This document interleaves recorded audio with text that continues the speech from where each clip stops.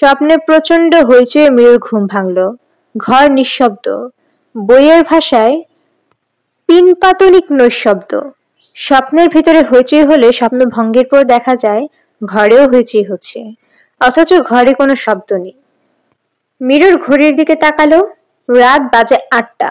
মাথা ধরেছিল বলে সে 2টা প্যারাসিটামল খেয়ে শুয়েছিল। কখন ঘুমিয়ে পড়েছে বুঝতেও পারেনি।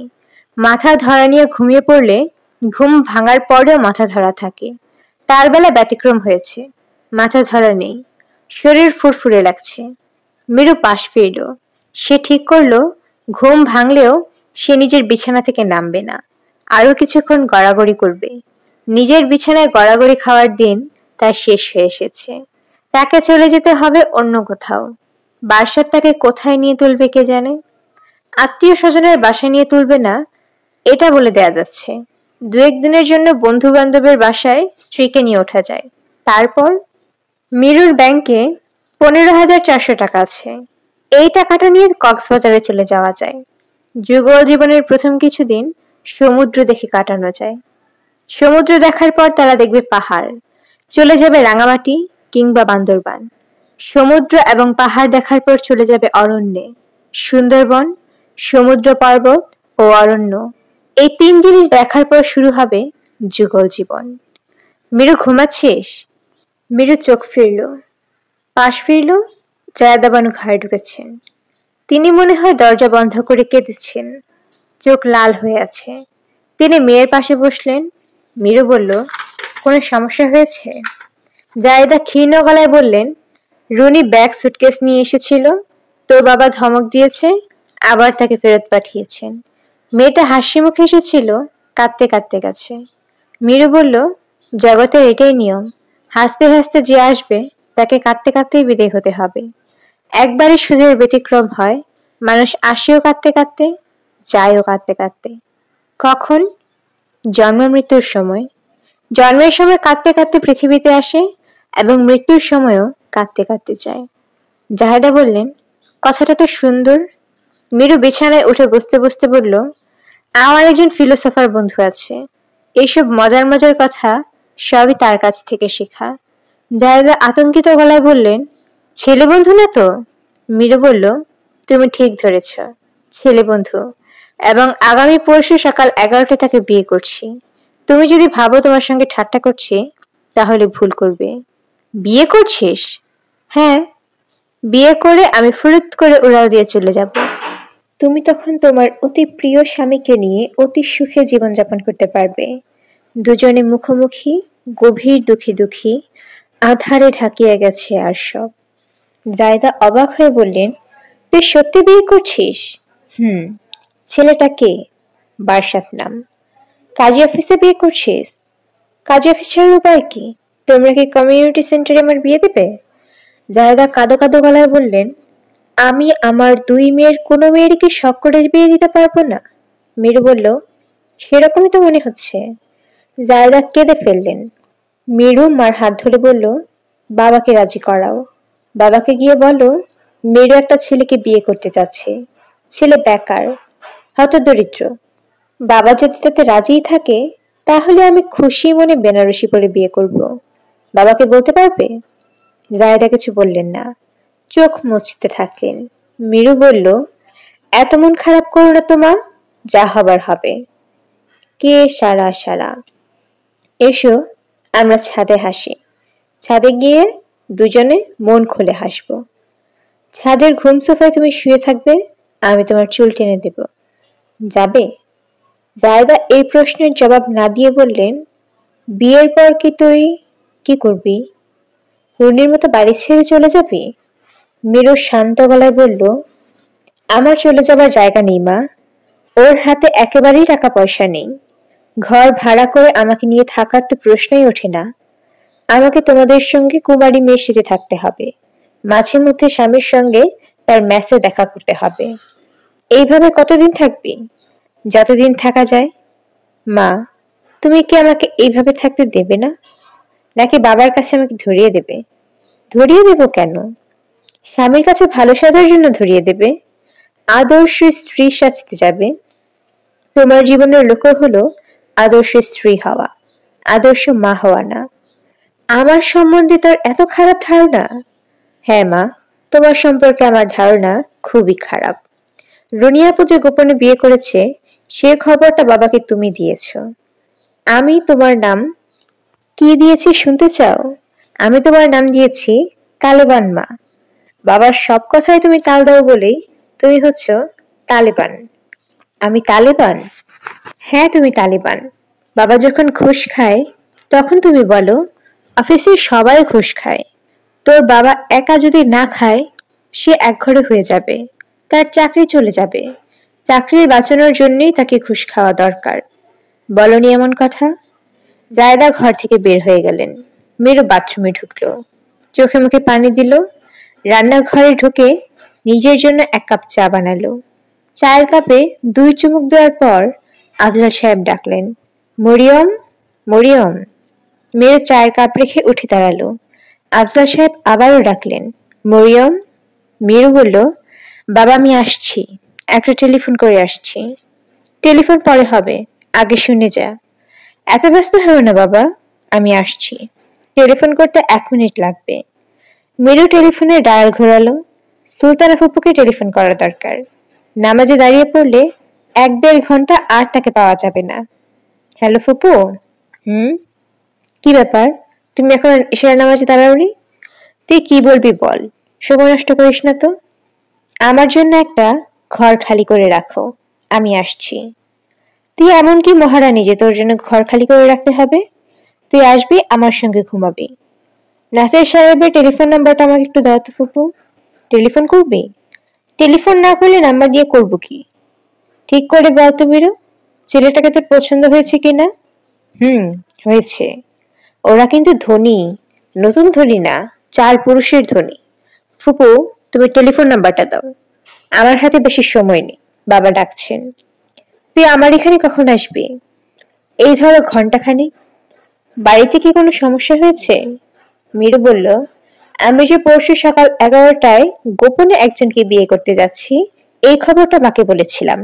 আমার ধারণা মা বাবাকে গিয়ে বলেছেন, যে কারণে বাবা ব্যস্ত হয়ে আমাকে তলব করছেন। তুই বার্ষাদকে বিয়ে করছিস? হুম। নাসিরের টেলিফোন নাম্বার দরকার কেন? সাক্ষী লাগবে না? উনি হবেন আমার দিকের সাক্ষী। আমি জীবনে অনেক মেয়ে দেখেছি, তোর মতো অদ্ভুত মেয়ে দেখিনি। মীরু বলল, বার্ষাতের সঙ্গে যখন তোমার পরিচয় হবে তখন তুমি বলবে, আমি জীবনে অনেক ছেলে দেখেছি কিন্তু এমন অদ্ভুত ছেলে দেখিনি। বার্ষাতের মতো অদ্ভুত ছেলে তুমি এর আগে দেখনি। আমিও অদ্ভুত, সেও অদ্ভুত, অদ্ভুতে অদ্ভুতে ধুল পরিমাণ। জাহেদা ঘরে এসে ঢুকলেন। মীর টেলিফোন নামিয়ে রেখে বলল, মা কিছু বলবে? জাহেদা বলল, তোর বাবা তোকে ডাকছে, তুই যাচ্ছিস না কেন? মীরু বলল, তুমি কি বাবাকে পরশু সকালে কি ঘটতে যাচ্ছে সেটা বিস্তারিত ভাবে বলেছ? জাহিদা চুপ করে রইল। মীরু বলল, বাবার সঙ্গে আমি দেখা করব না, তিনি হার্টের রোগী, চিৎকার চেঁচামেচি করে একটা সমস্যা তৈরি করবেন। আমি নিঃশব্দে পালিয়ে যাব। তোমার কাছে টাকা পয়সা থাকলে আমাকে দাও। শোবার ঘর থেকে আফজাল সাহেব আবারও ডাকলেন, মরিয়ম, মরিয়ম। আকাশ ঘন নীল। আকাশের দিকে তাকালে মনে হয় চোখে নীল সানগ্লাস পরে আকাশ দেখা হচ্ছে। মীরু বলল, আকাশ কিরকম নীল দেখেছেন? হালকা নীলকে আমরা বলি আকাশী নীল, কিন্তু আসলে আকাশের নীল অনেক গাঢ়। নাসির কিছু বলল না, হাসলো। মীরু বলল, নীল দিয়ে শুরু হয়েছে এমন একটি গানের কলি বলুন তো। নাসির বলল, বলতে পারবো না, আমি আসলে এত মন দিয়ে গান শুনি না। গান না পারলে কবিতার লাইন বলুন যেটা শুরু হয়েছে নীল দিয়ে। আমি পারছি না। বারশাদ সাহেব নিশ্চয়ই পারতেন, তাই না? হ্যাঁ ও পারতো, দুনিয়ার কবিতা ওর সব মুখস্থ। নাসির বলল, আমার টেকো মাথায় এক ব্যবসায়ী, পৃথিবীর সমস্ত ফাইনাল ফিলিংস থেকে অনেক দূরে বাস করি আমি। এক একজনের এক এক লাইন। আমি যা বলতে পারবো বারশাদ সাহেব কিন্তু তা বলতে পারবেন না, হাজার চেষ্টা করলেও পারবেন না। আপনি কি বলতে পারবেন? কোন ব্র্যান্ডের সিমেন্টের কত দাম সেটা বলতে পারবো, রডের দাম বলতে পারবো। মীরু বলল, বার্ষাদ যেমন ইন্টারেস্টিং একজন মানুষ, আপনিও সেরকম ইন্টারেস্টিং একজন মানুষ। Thank you. মীরা বলল, আপনার ঘড়িতে কয়টা বাজে একটু দেখবেন? নাসির বলল, 1টা 10। মীরু বলল, এতক্ষণে চলে আসা উচিত না? রাস্তায় প্রচুর জ্যাম, এই জন্যই আসতে দেরি হচ্ছে। মীরু বলল, কাজী অফিসের ছেলে মেয়ে দুজনকেই আসলে একসঙ্গে আসা উচিত। একজন যদি আগে এসে অপেক্ষা করে তাহলে তার খুব খারাপ লাগে। নাসির বলল, বারসাত সাহেব একবার সারাদিন আপনার জন্য অপেক্ষা করেছেন, আপনিও না হয় কিছুক্ষণ করলেন। আমি একটা কাজ করতে পারি, আমার গাড়িটা তাকে আনানোর জন্য পাঠাতে পারি। পাঠাবো? না, আমার খিদে লেগেছে। আপনি বরং কিছু খাবার ব্যবস্থা করুন। কি খাবেন? মিনি সিঙ্গারা। সেটা কি জিনিস? সবচেয়ে ছোট সাইজের সিঙ্গারা। যে কারিগর এই সিঙ্গারা বানায় তার নাম নেকমর্দ। আমি দোকানটায় চিনিয়ে দিচ্ছি, আপনি আসুন আমার সঙ্গে। আমি বাসাতের জন্য অপেক্ষা করি। নাসির মীরুকে চমকে দিয়ে আনন্দিত গলায় বলল, মনে পড়েছে। মীরু বলল, কি মনে পড়েছে? নীল দিয়ে শুরু কবিতা লাইন মনে পড়েছে। নীল নব ঘনে, আসর গগনে, তিল ঠাই আর নহিরে। মীরু বলল, এই তো পারলেন। নাসির বলল, আরেকটা মনে পড়েছে। এটা অবশ্য গান। নীল কবুতর লয়ে নবীর দুলালি মেয়ে, নজরুল গীতি। গানটা শুনেছেন? না, শুনিনি। আরেকটা মনে পড়েছে, এবারে রবীন্দ্রসঙ্গীত। বলবো? না, বলতে হবে না। আপনি প্রথমে বললেন আপনি টেকোমাথার একজন ব্যবসায়ী, ফাইনাল ফিলিংস থেকে অনেক দূরে বাস করেন, কিছুই বলতে পারবেন না। এখন একের পর এক বলে যাচ্ছেন, এর মানে কি? নাসির হাসল। মীরু রাগী গলায় বলল, হাসবেন না। শুরুতে আপনি মূর্খ সাজার ভান করেছিলেন, আমার সঙ্গে ভান করবেন না। আমি ভান পছন্দ করি না। রাগ করেছেন? সামান্য করেছি। রাগ রাগ কমিয়ে দিই, হাসির কোনো একটা গল্প বলে আপনাকে হাসিয়ে দিই। কোনো দরকার নেই। আমি আপনাকে রাগিয়েছি, রাগ কমানোর দায়িত্বও আমার। গল্পটা বলি। এক ভদ্রমহিলা তার ছেলেকে বিয়ে দিয়েছেন। বউ ফিজিক্সে এমএসসি। ছেলের বউকে নিয়ে শাশুড়ির অহংকারের শেষ নেই। বাড়িতে যেই আসে তার সঙ্গে বউয়ের জ্ঞানের গল্প করেন। একদিন হয়েছে কি, বাড়িতে অনেক মেহমান এসেছে। শাশুড়ি যথারীতি বউয়ের প্রশংসা করছেন। এমন সময় চায়ের ট্রে হাতে বউ ঢুকলো। শাশুড়ি দেখলেন চায়ে পিঁপড়া ভাসছে। তিনি বললেন, এ কি বৌমা, চায়ে তো পিঁপড়া ভাসছে। বউ সঙ্গে সঙ্গে বলল, এত অবাক হচ্ছেন কেন মা? পিঁপড়া চায়ে ভাসবে এটাই তো স্বাভাবিক। পিঁপড়া চায়ের চেয়ে হালকা। আর্কিমিডিসের সূত্র অনুসারে সে ভাসছে। একটা মার্বেল চায়ে ছেড়ে দিলে দেখা যাবে মার্বেল ডুবে গেছে। মা, একটা মার্বেল ছেড়ে দেখাবো? মেয়েও হাসছে। হাসি থামানোর চেষ্টা করেও পারছে না। যতই সে হাসি থামানোর চেষ্টা করছে ততই হাসি বাড়ছে। আশেপাশের লোকজন কৌতূহলী চোখে তাকাচ্ছে। নাসির বলল, আরেকটা বলবো? এর চেয়ে কড়া ডোজের। মীরু বলল, আর লাগবে না, আপনি সিঙ্গারা নিয়ে আসুন। নাসির বলল, আরেকটা বলি। এটা বলে আমি খাবার আনতে চলে যাব। আপনি একা একা হাসতে থাকবেন। আশা করছি এর মধ্যে বাসাত সাহেব চলে আসবেন। তিনি অবাক হয়ে দেখবেন আপনি একা একা হাসতে হাসতে গড়িয়ে পড়ছেন। তার কাছে অদ্ভুত লাগবে। গল্পটা বলবো? বলুন। না থাক, কেন জানি মনে হচ্ছে আপনাকে হাসাতে পারবো না। আমি যাই সিঙ্গারা নিয়ে আসি। আপনি কি লক্ষ্য করছেন আকাশের নীল রংটা কমে আসছে? মেঘ জমতে শুরু করেছে। বিকাল 4টার দিকে দেখবেন বৃষ্টি নামবে। মেয়েটি কিছু বলল না, আকাশের দিকে তাকালো। আকাশে মেঘ জমতে শুরু করেছে। এই মেঘ দেখতে ভালো লাগছে না, মোটেও ভালো লাগছে না। ঘড়িতে 5টা বাজে। আকাশ মেঘে মেঘে কালো হয়ে আছে। মীরু বলল, বলুন তো বৃষ্টি কখন নামবে? নাসির বলল, বলতে পারছি না। আকাশের অবস্থা দেখে মনে হচ্ছে এক্ষুনি বৃষ্টি নামবে। মীরু বলল, আমি লক্ষ্য করেছি আকাশে যেদিন খুব মেঘ হয় সেদিন বৃষ্টি হয় না, তবে আজ হবে। বাতাসে বৃষ্টির গন্ধ চলে এসেছে। নাসির বলল, আর কতক্ষণ অপেক্ষা করতে চান? বৃষ্টি নামা পর্যন্ত অপেক্ষা করব। আমি আপনার সারাটা দিন নষ্ট করলাম, সরি। এক কাজ করুন, আপনি চলে যান। আমার একা অপেক্ষা করতে কোনো সমস্যা নেই। নাসির বলল, আপনি যদি একা অপেক্ষা করতে ইচ্ছা করে তাহলে অবশ্যই একা অপেক্ষা করবেন। আমি চলে যাব। সেরকম কোনো ইচ্ছা যদি না থাকে তাহলে আমি আছি। মীরু বলল, বেশিক্ষণ অপেক্ষা করতে হবে না। বৃষ্টির এক ফোঁটা গায়ে পড়া মাত্রই আমি রওনা হব। নাসির বলল, আপনি মোটেও চিন্তা করবেন না। আমি লোক লাগিয়ে দেখেছি উনি কোথায় আসছেন। তার খোঁজ আজ রাতের মধ্যেই বের করে ফেলব। মীরু জবাব দিল না, আকাশের দিকে তাকিয়ে থাকলো। নাসির বলল, সময় কাটানোর জন্য একটা মজার খেলা। এই খেলাটা খেলবেন? আপনাকে দেখে মনে হচ্ছে আপনার সময় কাটছে না, ভেতরে ভেতরে আপনি ছটফট করছেন। খেলাটা খেলবেন? কি খেলা? আমি একটা শব্দ বলবো, শব্দটা শোনার সঙ্গে সঙ্গে আপনার মনে যে শব্দটা আসবে আপনি সেটাই বলবেন। আপনার কাছ থেকে শব্দটা শোনার পর আমার মনে যা আসবে আমি সেটাই বলবো। এরকম চলতে থাকবে। শেষ হবে কখন? যেখান থেকে শুরু করেছি সেখানে পৌঁছার সময় শেষ হবে। আসুন শুরু করি। আমি বলছি প্রথম শব্দ, বৃষ্টি। বৃষ্টি শব্দটা শুনে আপনার মনে যে শব্দটা প্রথমে আসবে সেটা বলুন। মীরা বলল, অশ্রু। নাসির বলল, নদী। মীরু বলল, নৌকার পাল। নাসির বলল, নীল আকাশ। মীরু বলল, আকাশে মেঘ। নাসির বলল, ঝড়। মীরু বলল, বৃষ্টি। নাসির বলল, খেলা শেষ। আমরা বৃষ্টি দিয়ে শুরু করেছিলাম, আবার বৃষ্টিতে ফিরে এসেছি। মীরু বলল, বৃষ্টি নামতেও শুরু করেছে, কয়েক ফোঁটা আমার গায়ে পড়েছে। চলুন যাওয়া যাক। মীরুর চোখ ভর্তি পানি, সে চোখের পানি আড়াল করার কোনো চেষ্টা করছে না।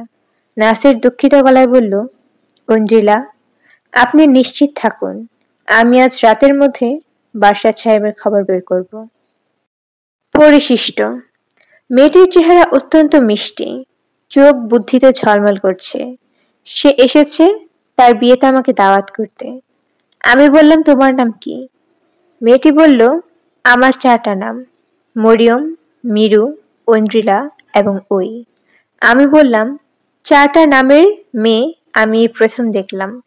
মেয়েটি বলল, 4টা নামের মধ্যে আমার সঙ্গে সবচেয়ে ভালো যায় কোনটা বলুন তো? আমি বললাম, মরিয়ম নামটা সবচেয়ে ভালো যায়। মরিয়ম নামের মধ্যে কোমলীয় একটা ব্যাপার আছে। তোমার মধ্যেও কোমলতা আছে। আমার মধ্যে কোনোই কোমলতা নেই। আমি খুবই কঠিন একটা মেয়ে। যাই হোক, আমি কোনো কঠিন না কোমল তা নিয়ে আমার মাথা ব্যথা নেই। আমার বিয়েতে কিন্তু আপনাকে আসতেই হবে। শুক্রবারে বিয়ে। শুক্রবারে আপনি আর কোনো কাজ রাখতে পারবেন না। তোমার বিয়ে আমাকে আসতে হবে? কারণ আমার জীবনটা অবিকল আপনার লেখা একটা উপন্যাসের মতো। উপন্যাসের নায়িকা গোপনে একটা ছেলেকে বিয়ে করবার জন্য কাজী অফিসে যায়, কিন্তু ছেলেটা আসে না। মেয়েটা কাঁদতে কাঁদতে ফিরে আসে। তার বিয়ে হয় অন্য আরেকজনের সঙ্গে। তার জীবন কাটে কাঁদতে কাঁদতে। উপন্যাসের কথা কি আপনার মনে পড়েছে? না। ছেলেটা আসে না কেন? ছেলেটা খুবই অসুস্থ ছিল। তার হয়েছিল হেপাটাইটিস বি। ডাক্তাররা সন্দেহ করেছিলেন তার লিভার সিরোসিস হয়েছে, এক ধরনের ক্যান্সার। কাজেই তার মনে হলো 2 দিন পর সে মারা যাচ্ছে। এ অবস্থায় একটা মেয়েকে বিয়ে করে তার জীবন নষ্ট করতে পারে না। কাজেই বিয়ের দিন সে পালিয়ে গেল গ্রামে। এখন কি আপনার মনে পড়েছে? হ্যাঁ, মনে পড়েছে। উপন্যাসের নাম রোদন ভরায় বসন্ত। আমি বললাম, তুমিও কি সেই উপন্যাসের নায়িকার মতো অন্য একটা ছেলেকে বিয়ে করছো? না, আমি অসুস্থ ছেলেটাকেই বিয়ে করছি। তাকে তার গ্রাম থেকে ধরে আনা হয়েছে। আমার এক বন্ধু, নাসির নাম, উনি তাকে তার বাড়ি থেকে গৃহবন্দী করে রেখেছিলেন। ইন্টারেস্টিং তো? অবশ্যই ইন্টারেস্টিং। আমাদের বিয়েতে আপনি উপস্থিত থাকবেন এবং উপন্যাসের শেষটা পাল্টে দেবেন। ছেলেটার অসুখ অবশ্যই দেবেন, উপন্যাসের নায়ক নায়িকা যেন খুব সুখে জীবন কাটায়। তাহলে তো উপন্যাসের নামও পাল্টাতে হয়। মিলনান্তক উপন্যাসের নাম রোদন ভরায় বসন্ত হতে পারে না। নাম পাল্টানোর দরকার নেই। আমি সারা জীবন কাঁদতে রাজি আছি, কিন্তু বাদশাহকে হারাতে রাজি না। মেয়েটি কাঁদছে, তার চোখ দিয়ে টপ টপ করে পানি পড়ছে। সুন্দর লাগছে দেখতে। আমি বললাম, আমার উপন্যাসের নায়ক সুন্দর ছবি আঁকত। তোমার ওই ছেলে বাদশাহ কি ভালো ছবি আঁকতে পারে? ঐন্দ্রিলা চোখ মুছতে মুছতে বলল, সূচক মাথা নাড়ল। তার চেহারা থেকে কান্না চলে গেছে। সে এখন আনন্দে ঝলমল করছে। এই মেঘ, এই রৌদ্র।